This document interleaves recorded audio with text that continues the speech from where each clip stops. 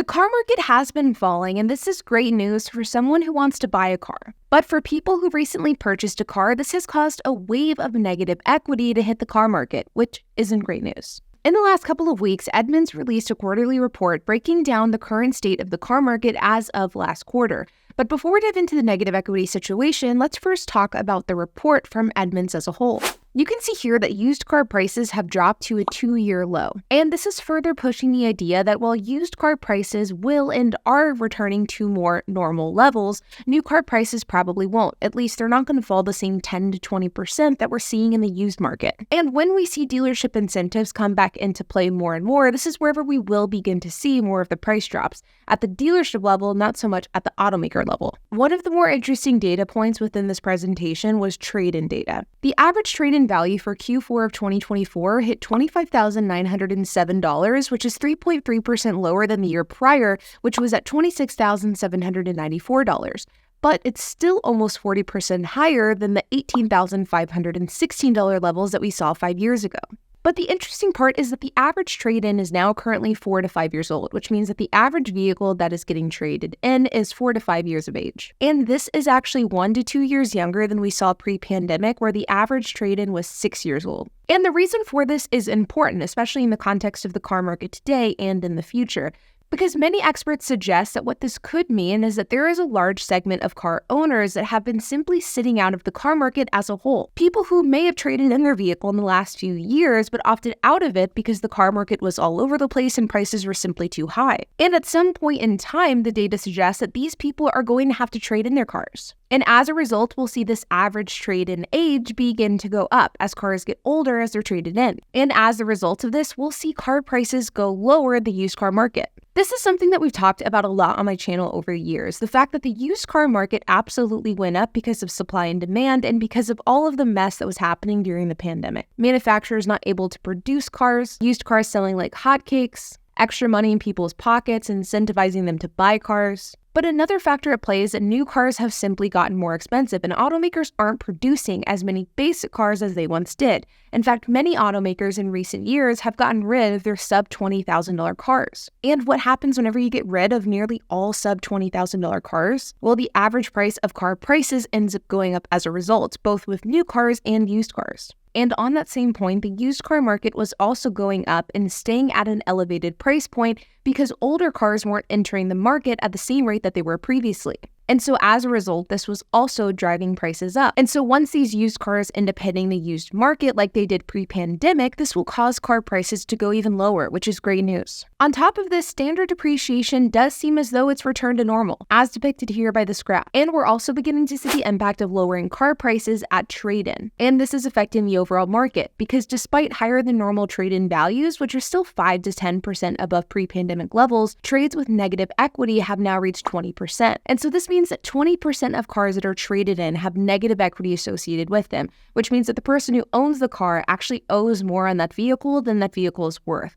And while 20% may sound like a ton, and it is all things considered, this is actually still lower than what we historically saw pre-pandemic, which was closer to 40%. So this is the highest that we've seen since the car market exploded in 2021, but historically it's still quite low. And again, this is taking into account that trade-in values overall are still higher than normal. So we're not seeing that negative equity that we saw pre-pandemic, but trade-in values are also higher than what we saw pre-pandemic as well. Now, what's interesting here is that the percentage of trade-ins that have negative equity associated with them is lower than what we've seen historically, but the cars that do have negative equity, so the cars that fall within that 20th percentile, the amount of negative equity that they have is higher than we've ever seen, not only post-pandemic, but also pre-pandemic as well. So the quantity of loans with negative equity at trade-in is lower than pre-pandemic, but the amount of negative equity is actually higher. And this is really interesting because this is a trend that we've seen across almost all consumer debt in recent years. For example, according to this Federal Reserve report, also from Q4 of 2023, the percentage of accounts in third-party collections is some of the lowest that we've ever seen, but the amount that's in collections is the highest we've ever seen. And so again, the percentage of people and accounts that are affected by either collections or negative equity or bad debt is lower, but of those people that are affected, they are affected in a higher amount. And while I'm certainly not sure what this means for the economy as a whole, because while I'm certainly not an economist, but looking at consumer debt data, I am and have been in the camp that something has to give here, because this is unsustainable. And all of this really gets exasperated by two factors. One is the one that I mentioned a moment ago, the fact that there is a large segment of car owners that have been sitting out of the car market, and whenever they re-enter the car market and they trade in their older vehicles, this is in turn going to drag the car market lower. This is a huge factor. But the other factor is that the people who purchased their cars in 2021 and 2022, the same ones who purchased these cars at an inflated above MSRP price, well, based off of trade-in age averages, it's going to become time for these people to turn in their cars relatively soon, within the next couple of years. And given the fact that the car market has fallen substantially since those 2021 and 2022 highs, it's safe to assume that these people who bought new cars during this period of time have negative equity associated with these cars. And this is where we could really end up seeing that negative equity percentile begin to skyrocket. And this is where not only car owners, but potentially banks and dealerships could also be put in a really tough spot. And this will no doubt send the car market even lower. Again, for people who want the car market to stabilize and want to see car prices go lower, I think that all of this is really good news. And I do think that these two factors, the fact that people who were sitting out the car market are going to be entering it soon enough, and the fact that 2021 and 2022 cars are going to be traded in the next few years, these factors will cause the car market to go even lower and will hopefully make cars even more affordable, possibly even at a relatively rapid pace. And really what this tells me is that if you are somebody who's wanting to buy either a new or used car, you should be very mindful and strategic on what car you buy. Like in most markets, but especially the current one, I would not encourage you to buy a new vehicle that's set to depreciate a ton. Some of the highest appreciated cars per recent data are things like Lincoln, Cadillacs, BMW, Jaguar, Maserati, Mercedes. Really most new cars, but especially new luxury cars. These are cars that are going to lose a ton of value in the coming years, and if you buy these cars new in 2024, you will 100% lose a lot of money if you go to trade those cars in 4 to 5 years.